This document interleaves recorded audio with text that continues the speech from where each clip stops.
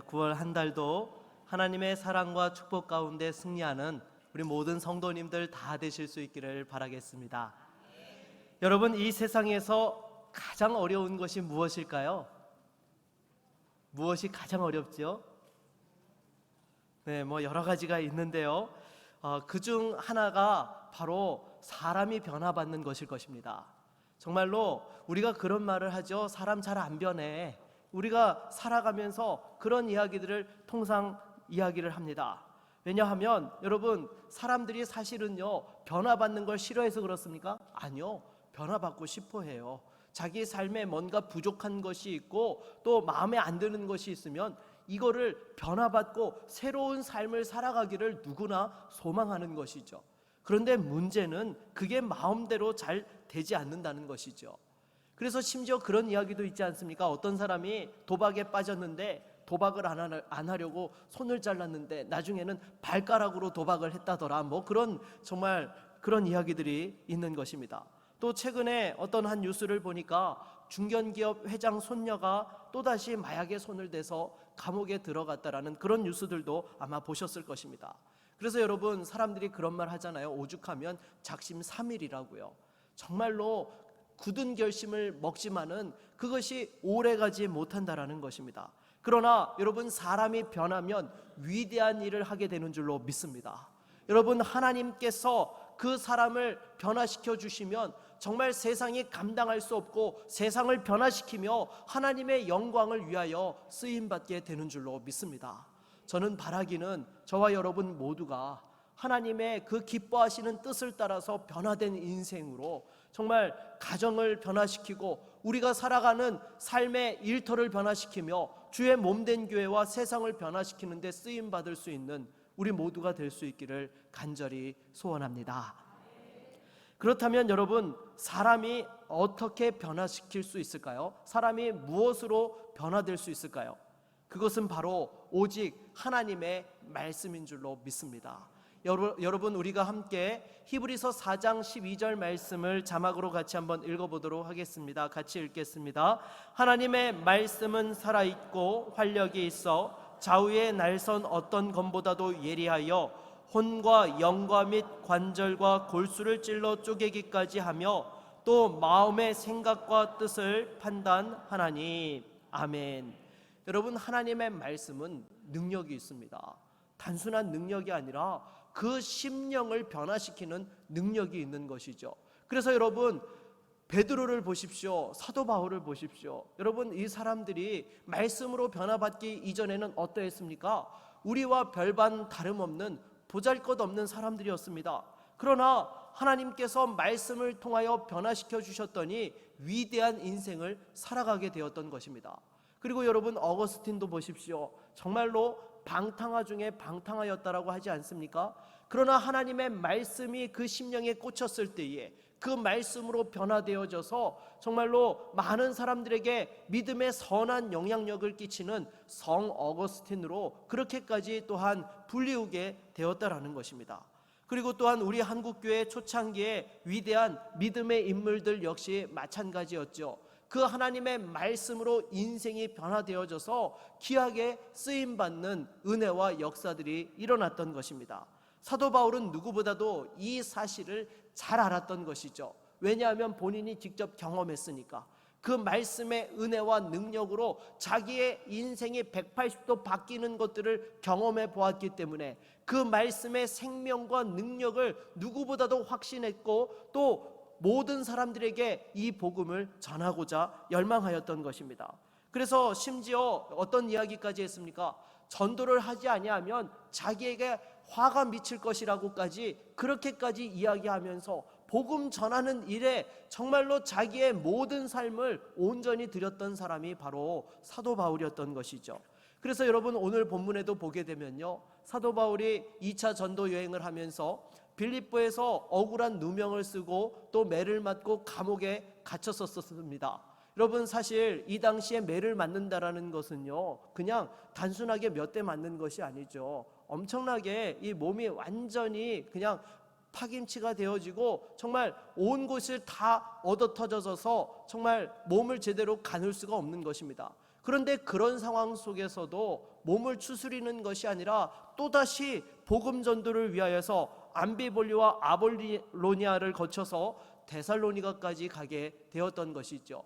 여러분, 지금 이 빌립보에서 데살로니가까지 거리를 측정해 보면요, 직선으로 한 160km 정도 나옵니다. 그러면 실제로 가는 거리는 얼마나 되었을까요? 아마 200km 이상이 되었겠죠. 직선으로 가는 것이 아니라 꼬불꼬불 가야 되니까 아마 200km 이상을 갔을 겁니다.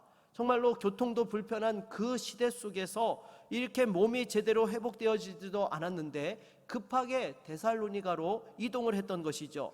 왜냐하면 사도 바울에게는 복음을 전하는 것이 시급했기 때문입니다. 그러면 또 한 가지 질문을 해보게 됩니다. 왜 데살로니가의 복음을 전하는 것이 시급했을까?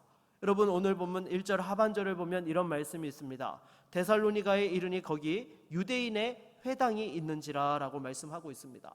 여러분, 사도 바울은 전도를 할 때에요, 그냥 아무런 전략 없이 막무가내로 무대뽀로 전도를 했던 사람이 아닙니다. 사도 바울에게는요, 먼저 그 지역에 들어가서 회당이 있으면 회당을 중심으로 복음을 전했던 것이죠. 왜냐하면 여러분, 기본적으로 유대인의 회당에 나오는 사람들은 어떤 사람들입니까? 여호와 하나님을 믿는 사람들입니까? 부인하는 사람들입니까? 믿는 사람들이죠. 그리고 구약 성경을 잘 알고 있고 이들은 아직 예수에 대한 복음을 듣지 못해서 오실 메시아를 기대하고 있는, 어떻게 보면 예수 그리스도의 복음만 증거하면 예수 믿기가 가장 쉬운 사람들이 바로 이 유대인 사람들이었다라는 것이죠. 그래서 무엇보다도 사도 바울은요, 복음을 받을 준비가 되어져 있는 사람들에게 먼저 가서 복음을 전하고 또 그 속에서 또 다른 사람들에게로 복음을 전하는 그러한 전략들을 취했던 것이죠. 그래서 구체적으로 전한 내용을 한번 살펴보도록 하겠습니다. 우리 3절 말씀을 같이 한번 읽어볼까요? 3절입니다.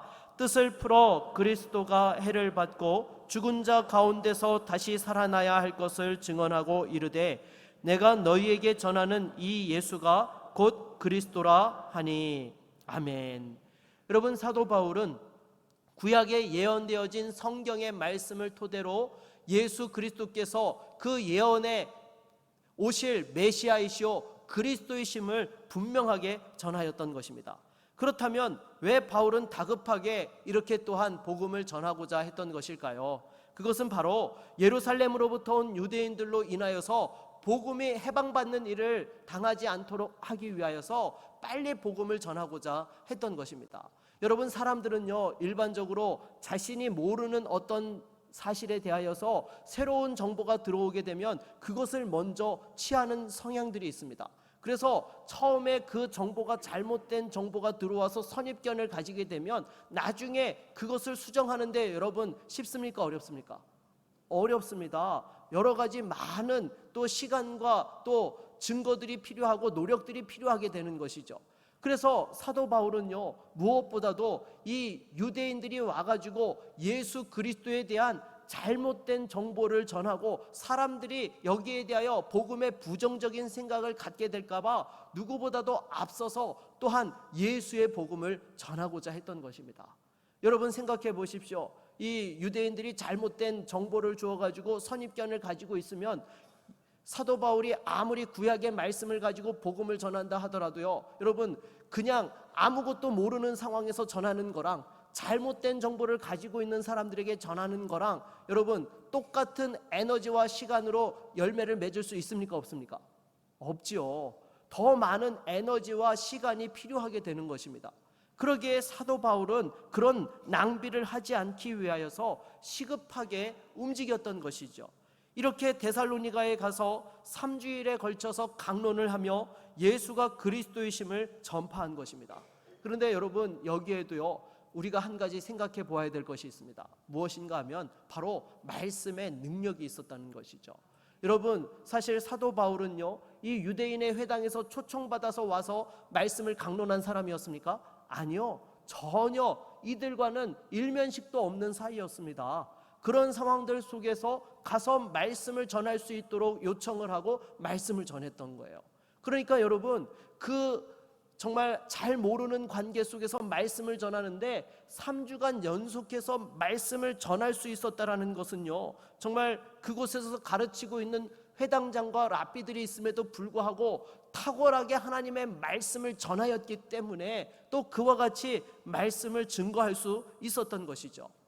여러분, 10년 전쯤에 TV에서 방영되었던 프로 가운데 나는 가수다라는 그것을 보셨던 분들이 계실 것입니다. 아마 아실 거예요. 가창력이 뛰어난 7명의 가수들을 불러가지고요, 이렇게 노래를 부르고 청중 500명이 평가를 해가지고 꼴찌를 하면 다음번에 이렇게 탈락시키는 그런 프로그램이지 않았습니까? 그래서 처음에 이 참여한 가수들이 여기에 자기를 초대해 준 것만 해도 영광이다, 뭐 이렇게 이야기를 하고 처음에는 좀 이렇게 가볍게 생각을 했던 것 같아요. 그런데 정작 경연이 시작되고 나니까요, 가수들의 그 얼굴에 긴장하는 표정이 역력하더라고요. 여러분 생각해 보십시오. 당시에 가창력이 좋은 가수라고 뽑혀가지고 노래를 부르는데 그 중에서 가장 먼저 탈락하면 여러분 무슨 망신이겠습니까? 그래서 여러분, 이 가수들이요 정말 열심히 노래를 부르더라고요. 제가 이 이소라의 바람이 분다를 들으면서요, 제가 가요에서 감동받기는 두 번째로 감동을 받았어요. 네, 제가 첫 번째로 감동을 받은 가요가 하나 있었는데 뭔가 하면요, 김광석 씨의 이등병의 편지였습니다. 제가 당시에 군대 54단 이 성서에 있는 그 훈련소에 들어가서 훈련을 받는데, 당시 내무반장이었던 상병이 그 노래를 부르면서 그 가사를 적어주는 것이었습니다. 근데 제가 잠시 읽어드리면요, 집 떠나와 열차 타고 훈련소로 가는 날, 부모님께 큰절하고 대문 밖을 나설 때 가슴 속에 무엇인가 아쉬움이 남지만 풀 한 포기 친구 얼굴 모든 것이 새롭다. 여러분, 군대 갔다 온 남자분들 그 느낌 아실 거예요. 참 이렇게 군대 간다고 부모님께 큰절 올리고 집 문을 나서가지고 열차를 타고 그 훈련소로 가면서 정말 많은 생각이 교차하거든요. 제가 그 이등병의 편지를 들으면서요, 제가 가요 듣고 울어보긴 처음이었어요. 그냥 제 그 마음을 그냥 대변하고 있는 그런 느낌이었거든요. 근데 제가 이 이소라의 바람이 분다 그거를 들으면서도요, 제가 감동을 받았어요. 뭔가 하면요, 그냥 노래를 하는 것이 아니라 이별을 당한 사람이 지금 그 자신의 감정을 지금 바로 옆에서 그 감정을 쏟아놓고 있는 그런 느낌을 제가 받았어요. 그래서 참 제가 그런 노래를 보면서 당시에 그런 생각을 해보았습니다. 무엇인가 하면요, 성도 500명 앞에서 목사님 7명이 설교를 한 다음에 꼴등을 하면 그 다음 주에 설교를 못하도록 하는 거예요. 네. 그러면 여러분 정말 어떻게 설교를 준비할까요? 제가 그 당시에 그 생각을 해보았는데요, 여러분 실제로 제가 경연 아닌 경연 여러분 했잖아요. 여러분 부임할 때에 2차 설교하러 왔을 때에 제가 당시에 보니까 저 말고 또 다른 목사님이 저랑 똑같은 본문을 가지고 설교를 하고 그 같이 이렇게 해가지고 결국에는 제가 살아남아서 여기까지 온 거 아니겠습니까, 여러분? 네. 아무튼 그때 제가 생각을 해봐도요, 설교를 하면서 그렇게 긴장해 보았던 적은 없었던 것 같아요. 왜냐하면요, 여러분 솔직히 목회자들이 설교를 하면서 똑같은 본문을 가지고 다른 설교자랑 이렇게 같이 설교를 하고 거기에 대해서 성도들이 은혜 받았는지 여부를 이렇게 따지는 경우들이 없거든요. 제가 볼 때 우리 교회 당시에 이 청빙위원회 위원들이요, 대단한 고수였던 것 같습니다. 제가 보니까요. 네, 이거 사실 그렇게 하기가 쉽지 않거든요. 근데 그때 당시에 저도요, 이 똑같은 본문을 주고 연달아서 설교를 한다라는 이야기를 들었을 때 저도 설교를 하면서 그렇게 긴장해 보기는 처음이에요. 왜냐하면 서로 다른 본문을 전하기 때문에 내가 은혜 받은 말씀에만 집중을 하면 되는 거지, 그것에 대해서 다른 목회자가 설교하는 것을 신경 쓴다 이런 거는요, 사실 초유의 경험이었던 것이지요. 그래서 정말로 원고를 반복해서 많이 읽고 그렇게 설교를 했던 기억이 있는데요, 여러분 이 가수들도요, 노래를 할 때에 앨범을 만들 때에 한 곡을 수록하려면은 수천 번의 노래를 부르고 연습을 해가지고 그 앨범에 실른다라고 이야기를 하더라고요. 그래서 정말로 제가 말씀을 준비하면서 또 다시 한번 제 자신을 돌아보니까요, 너무 하나님 앞에 죄송하고 우리 성도님들에게 미안하더라고요. 정말 말씀을 준비하는데 정말 치열하게 최선을 다해야 되고 한 영혼을 변화시키기 위해서 정말 더 하나님 앞에 무릎 꿇어야 되는데 너무 부족하다라는 그런 생각들을 해보았습니다. 사랑하는 여러분, 이 부족한 종이지만 그래도 말씀으로 충만하고 또 힘있게 전할 수 있도록 계속해서 기도해 주시기를 바라겠습니다. 그래서 여러분, 우리가 신앙생활을 한다라는 것은요, 단순히 교회 와서 열심히 예배 드리는 것으로 끝나는 것이 아닙니다. 삶의 현장에서 그 복음을 치열하게 살아내야 하는 것이죠. 그래서 여러분, 우리는 보통 세상에서 산다라고 하면은요, 먹고 사는 문제로 치열하게 살아가는 것만을 생각하는 경향들이 많습니다. 아니요, 여러분, 우리 그리스도인들은요, 이 먹고 사는 문제보다도 더 중요한 문제가 있죠. 바로 하나님의 말씀대로 살아가는 거예요. 하나님의 뜻이 무엇이고 하나님께서 나를 통해서 또 하나님께서 어떠한 역사들을 이루실 것인지를 깨닫고 그 일에 동참해야 되는 것이죠. 그래서 여러분, 정말로 우리가 신앙생활을 한다라는 것은요, 세상에서도 치열하게 살아야 되는 것입니다. 그런데 치열하게 산다라고 하면 어떤 분들은요, 바쁘고 분주하게 사는 것이라고 생각하는 분들이 계십니다. 아니요, 여러분, 치열하게 산다는 것은요, 바쁘고 분주한 것이 아니라 우선순위를 명확하게 하고 살아가는 거예요. 여러분, 우선순위가 명확하지 않으면 아무리 바쁘고 분주해도 동분서주하는 것 같아도 제대로 무엇인가를 이루어내지 못한다라는 것이죠. 그리고 반대로 분주하고 바쁘더라도 분명한 우선순위를 가지고 목표를 가지고 달려가는 사람은요, 그 속에서도 또한 그 목표들을 이루어내게 되고 열매를 맺게 되는 것입니다. 그런데 언제부터인가 우리 교회 안에, 우리 교회뿐만 아니라 한국 교회 안에 참 은혜라는 것으로 모든 것을 이렇게 덮어버리는 그런 부분들이 있지 않나 싶습니다. 아니요, 여러분, 정말로 우리는요, 하나님 말씀 앞에서 치열하게 살아야 되는 줄로 믿습니다. 그럴 때에 세상이 교회를 우습게 여기지 아니하고 하나님의 말씀을 두려워할 수 있게 되는 것이죠. 무엇보다도 이렇게 복음으로 치열하게 살아가는 저와 여러분 모두가 될 수 있기를 바라겠습니다. 그렇다면 여러분, 이렇게 복음으로 치열하게 산다라는 것이 무엇입니까? 이것은 복음을 어떤 화려한 것으로 포장하라는 이야기가 아니죠. 복음을 효과적으로 전하기 위하여서 얼마나 혼신을 하고 에너지를 쏟고 있느냐를 이야기하고 있는 거예요. 오늘 본문의 사도 바울도 보십시오. 정말 가는 곳마다 유대인들이 회방하고 공격하는데도 어떻게 합니까? 절대로 물러서지 않고 또다시 복음을 전하면서 담대하게 나갔던 모습들을 보게 됩니다. 오늘 5절 말씀을 같이 한번 읽어보도록 하겠습니다. 5절입니다.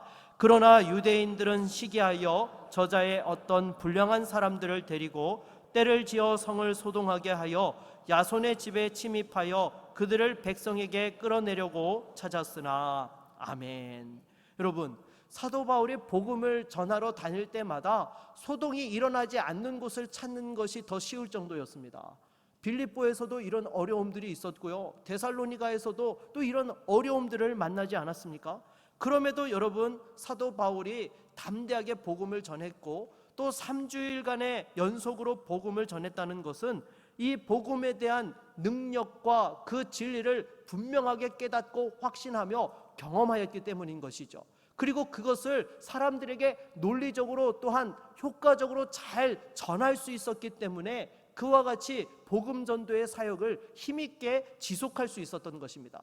그래서 여러분, 저와 여러분들도 마찬가지예요. 정말로 이 복음을 전한다는 것, 전도한다는 것에는요, 분명한 나만의 예수의 복음의 메시지가 있어야 되는 것입니다. 여러분, 우리는 보통 전도라고 하게 되면 무엇을 생각하게 되죠? 길거리에 나가서 전도지를 가지고 예수 믿으세요 하고 나눠드리는 것을 생각하든지요, 아니면 우리 주변에 가까운 사람들에게 우리 교회 한번 와봐, 정말 좋아, 목사님 좋고, 저를 이야기하는 것이 아니라 여러분, 목회자를 자랑을 하면서 또 성도들이 얼마나 사랑이 많은지, 그리고 오면은 정말 마음이 편안해진다라고 그렇게 이야기하면서 시간 나면 우리 한번 꼭 교회에 가보자라고 그렇게들 이야기들을 하는 것을 전도라고 생각을 합니다. 물론 그것도 귀한 거예요. 여러분, 사실 길거리에 나가서 전도지 나눠주는 거, 예수님에 대한 사랑이 없으면 여러분 그렇게 할 수 있습니까? 사람들이 그렇게 좀 정말로 무시하고 또 여러 가지 이렇게 깔아보는 듯한 그런 상황들 속에서도 그 전도지를 나눈다는 것은요, 내가 예수님 사랑하고 복음을 경험했기 때문에 그렇게 할 수 있는 거예요. 그리고 또한 주변 사람들에게도 예수님을 자랑할 수 있다는 것은요, 여러분 정말 예수님 사랑하고 은혜가 있기 때문이죠. 그런데 우리가 전도를 한다는 것은요, 거기서 한 걸음 더 나가야 되는 것입니다.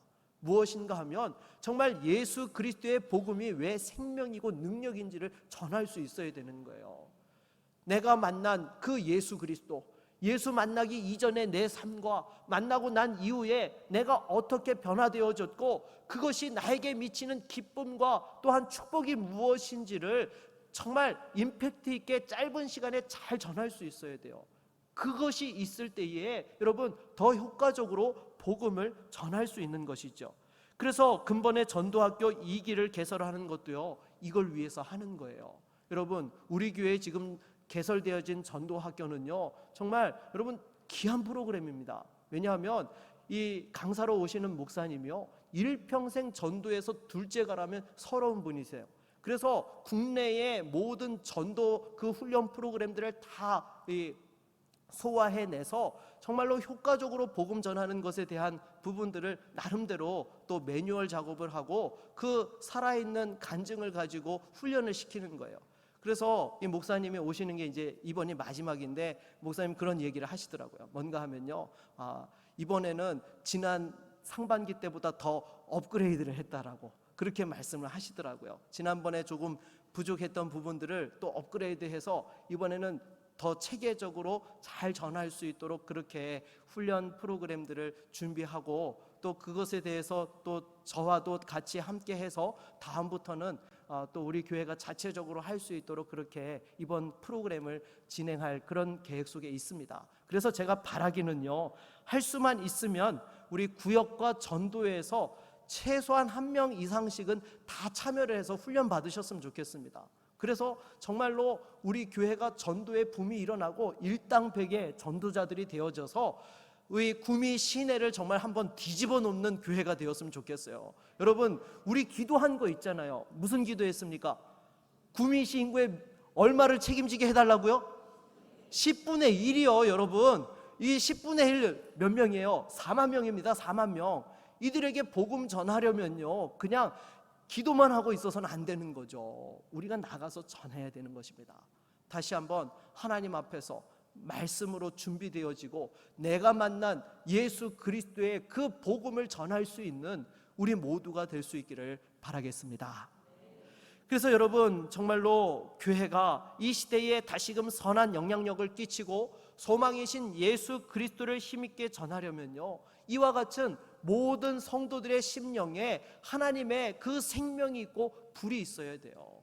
여러분 좋은 건물을 짓고 좋은 프로그램들을 준비하고 또 기독교인이 대통령이 되고 시장이 되면 세상이 변화되어집니까? 아니요. 여러분 먼저 우리 성도들이 말씀의 생명을 경험하고 성령의 불이 있어야 돼요. 전도에 대한 그 하나님 앞에서 뜨거운 열망이 있을 때에, 그럴 때에 좋은 건물이 효과를 극대화할 수 있는 것이고요, 좋은 프로그램을 통해서 사람들을 또한 선한 영향력으로 끼칠 수 있게 되는 것이고요, 또 대통령과 또 시장이 기독교인이 되었을 때에 그것이 정말 바른 방향으로 갈 수 있게 되는 것입니다.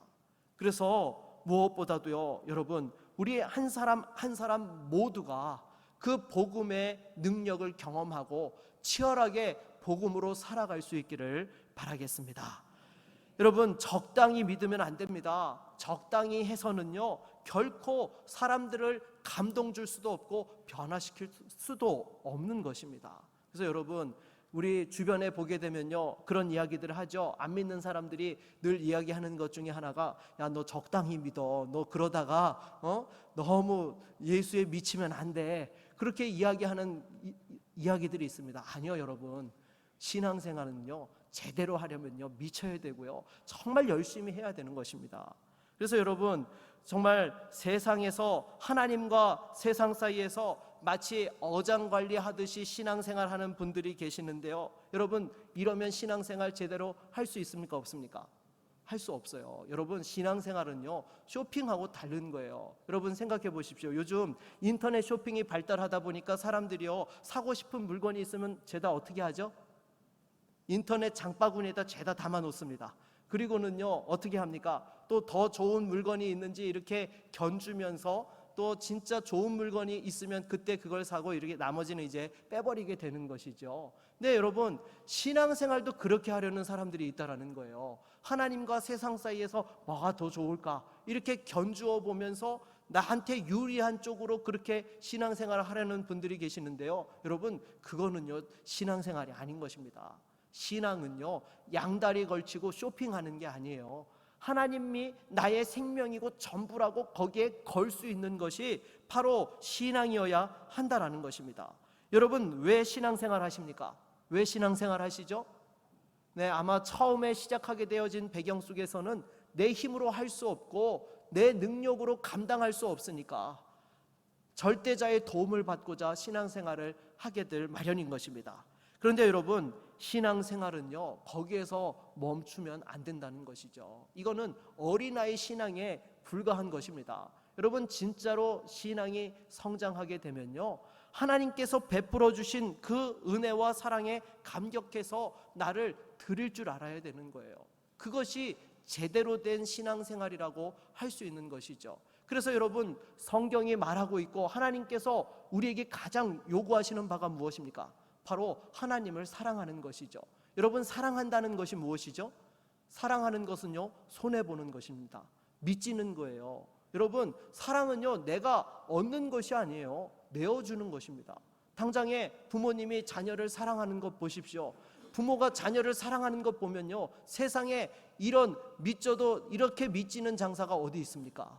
정말로 결혼하기 전까지 모든 것 뒷바라지 다 해주면 끝날 줄 알았는데 결혼하고 나서도 어떻게 해야 돼요? AS까지 다 해줘야 돼요. 네, 요즘 자녀들 낳게 되면은 또 손주들 봐주느라고 황혼 육아하느라고 정말 뼈골이 다 빠지도록 그렇게 AS까지 책임져 줘야 되는 게 요즘 부모님들이시지 않습니까?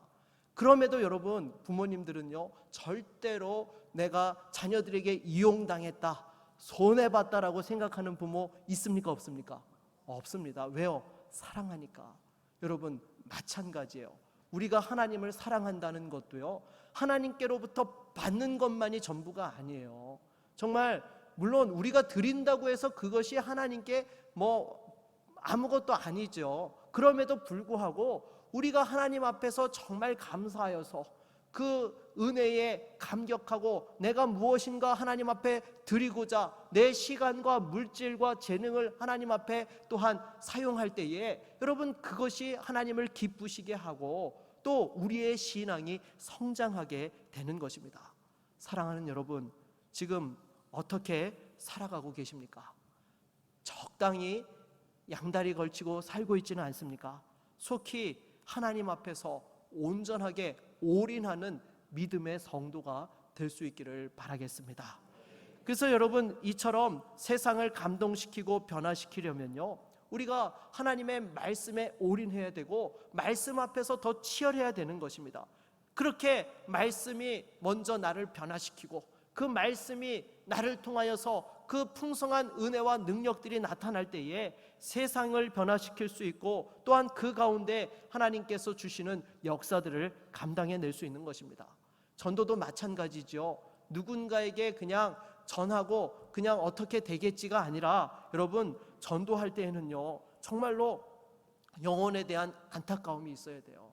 물론 결과는 하나님 앞에 맡겨야 됩니다. 내가 할 수 없어요. 하지만 그 영혼을 위해서 아파하면서 기도하고 정말 예수 믿기를 간절히 바라면서 전하는 것이 필요하다라는 것이죠. 여러분, 솔직히 한 사람이 예수 믿게 되는 데는요 그냥 우연찮게 된 것 하나도 없습니다. 다 누군가가 위하여서 눈물 흘려서 기도했던 수고와 헌신이 있었던 것이죠. 여러분, 생각해 보십시오. 그냥 언젠가 전할 수 있겠지, 언젠가 믿겠지, 언젠가 돌아올 거야, 그런 안일함을 가지고 또 그 사람과의 관계 속에서 혹여라도 얼굴 붉히지 않으려고 적당히 좋은 선을 유지하면서 있으면요 절대로 복음 전하지 못합니다. 전도하지 못해요. 정말 그 영혼에 대한 안타까움을 가지고 때로 내가 욕을 먹고 손해를 보더라도 그 사람에게 간절함으로 전할 때에 역사들이 일어나게 되는 것이죠. 여러분, 제가 한 성도님과 잠시 대화를 하게 되었습니다. 근데 이 성도님께서 자기 남편분에 대한 간증을 하는 것이었습니다. 사실 이 남편분이요, 제가 처음 부임했을 당시만 해도 교회 예배에 잘 참석도 안 하셨고요, 제가 신방을 갔을 때에도 어색하다고 자리를 피하셨던 분이셨습니다. 제가 그것을 생생하게 기억하는 이유가 무엇인가 하면요, 그 가정에 신방을 갔을 때예요, 자녀들이 중고등학생이었는데요, 나와가지고 목사가 신방을 온다고 저 집 마당 바깥에 나와가지고 기다리고 있는 거예요. 그 빌라 바깥에 나와가지고요. 그래가지고 그 추운 날씨에도 이렇게 기다리고 있는 모습을 제가 정말 기특하게 봐가지고요, 그때 일을 제가 생생하게 기억을 하는데요.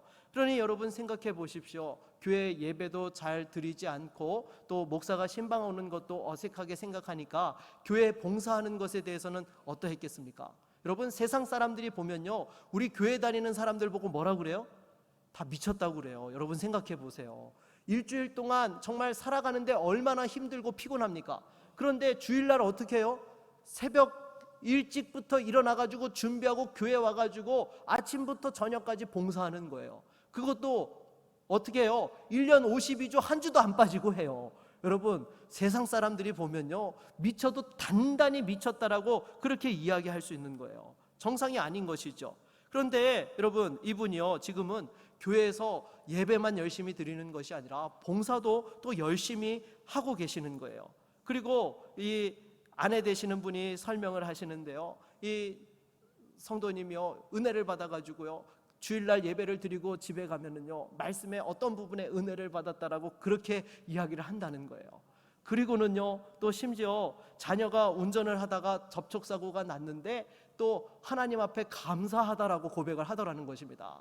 여러분 생각해 보십시오. 사고가 나면 여러분 긴장하기 마련이에요. 그런데 이 남편분이 감사를 해서 왜 감사하냐고 물어봤더니요, 이렇게 말하는 것이었습니다. 뭐냐 하면, 운전을 하면 누구나 사고가 나기 마련인데 그 첫 사고가 대형 사고 아니고 인명 사고 나지 않아서 그냥 접촉 사고로 이렇게 끝났기 때문에 정말 다치지 않아서 감사하다라고 그렇게 이야기를 하더라는 것입니다. 여러분 정말 감사합니까, 안 합니까? 네, 감사하죠. 정말 큰 사고 나지 않은 것도 감사한데 그 얘기를 듣는 제가 더 감사하더라고요. 왜냐하면 정말 하나님께서 믿음을 주셔서 하나님의 말씀으로 변화되어지고 정말 하나님의 은혜를 알고 감사할 줄 아는 신앙으로 살아가고 있다는 것을 보면서 제가 더 감사하더라고요. 여러분 어떻게 이런 역사들이 일어나게 된 것입니까? 바로 하나님의 말씀의 능력인 줄로 믿습니다. 그리고 더불어서 여러분 그 가정의 가족들이 정말 하나님 앞에 간절하게 기도했기 때문이죠. 믿음으로 치열하게 살았기 때문에 또한 하나님께서 열매로 축복해 주신 줄로 믿습니다. 여러분 눈물로 씨를 뿌리면요 절대로 망하지 않습니다. 기쁨으로 단을 거두게 하시는 거예요. 그래서 여러분 제가 한 가지 더 이야기를 하도록 하겠습니다. 한 가정을 신방을 하게 되었습니다. 좋은 일이 있다라고 해서 이렇게 가서 하나님 앞에 감사 예배를 드리게 되었는데요, 감사한 제목이 무엇인가 하면요, 수년 전에 화재로 정말 수억의 빚을 지고 어려움에 빠졌더랬었는데 하나님께서 축복해 주셔서 정말 이렇게 빠른 시간 안에 그 모든 빚을 다 청산하고 또 새롭게 일을 할 수 있게 되었다라고 감사해서 그렇게 또한 예배를 드리게 된 것입니다. 여러분 감사하죠? 뭐 남의 일이라고 별로 그렇게 사시면 안 됩니다. 여러분 정말 이거는 같이 박수 쳐주고 감사할 일인 거예요, 여러분. 그래서 근데 이분이 이야기를 하시는데 제가 더 은혜를 받았어요. 뭔가 하면요, 여러분 생각해 보십시오. 하루아침에 불이 나가지고 수억의 빚을 지게 되면요, 여러분 우리 마음에 어떤 생각이 가장 먼저 들죠? 하나님 왜 나만 겪는 고난이냐고, 나도 모르게 그런 이야기가 나오지 않겠습니까? 근데 이 성도님이 어떤 고백을 하는가 하면요, 그 일이 일어나고 오히려 정신이 번쩍 나더라는 거예요. 내가 하나님 앞에서 깨어서 기도하고 신앙생활을 했어야 되는데 제대로 깨어있지 못했구나. 그걸 깨닫고 하나님 앞에 붙잡고 매달렸을 때에 이렇게 하나님께서 역사해 주시고 축복해 주셨노라고 그 말씀을 듣는데요, 정말 여러분 제가 너무나 큰 은혜를 받았습니다. 여러분 이것은요 여러분의 인생에서도 동일하게 일어날 줄로 믿습니다. 아무리 어려움이 있더라도 하나님 말씀 붙들고 치열하게 살아가면요 반드시 하나님께서 그 문제를 해결해 주시고 응답해 주세요. 여러분들은 고와 같이 살아가는 사람들이 아닙니다. 하나님께서 아버지 되어 주시고 책임져 주시고 은혜 가운데 살아가는 하나님의 사람들인 줄로 믿습니다. 말씀을 맺겠습니다. 다시 한번 우리가 이 세상을 살아가면서 그 하나님의 복음의 능력을 붙잡고 치열하게 말씀을 따라서 승리하며 영광 돌릴 수 있는 믿음의 종들이 다 되시기를 주의 이름으로 축원합니다. 우리 한번 같이 찬양하겠습니다.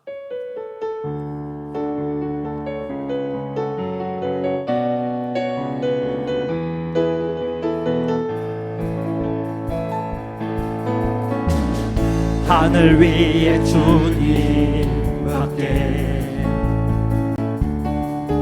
내가 사모할 자 이 세상에 없네.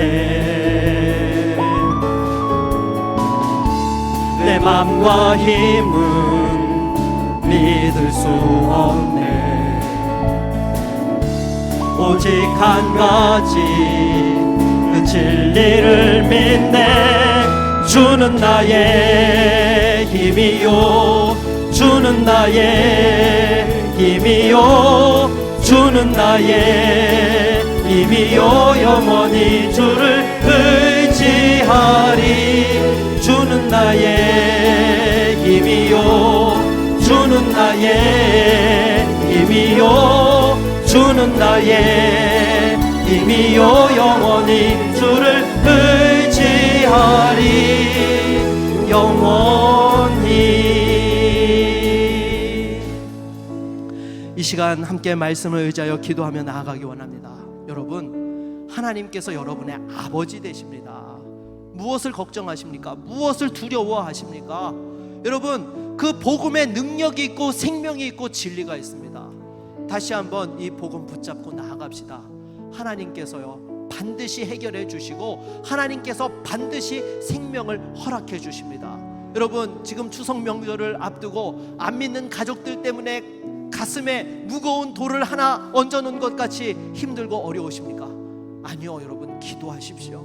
하나님, 내 힘으로 할 수 없지만 이번 명절에 우상 앞에 절하지 않게 하여 주시고 하나님 잘 섬기는 믿음의 가문이 되게 하여 주시고 잃어버렸던 신앙들 회복할 수 있게 하여 주시옵소서. 우리 함께 간절히 기도하며 나아갑니다. 주여, 하나님 아버지, 이 시간 주 앞에 기도합니다. 주여, 정말로 우리가 하나님을 믿는다 하면서도 이 복음의 능력을 놓쳐버리고 살아갈 때가 많았음을 고백합니다.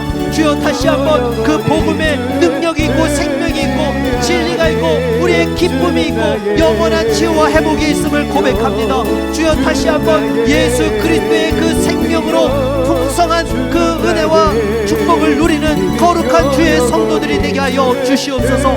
특별히 무엇보다도 사랑하는 성도들의 가정을 붙들어 주시옵소서.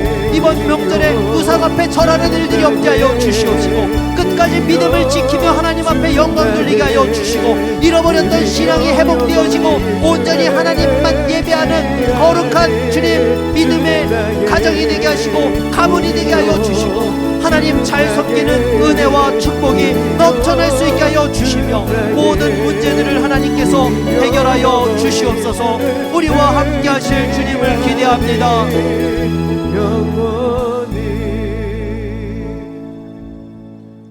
예수 그리스도의 이름으로 기도드립니다. 아멘.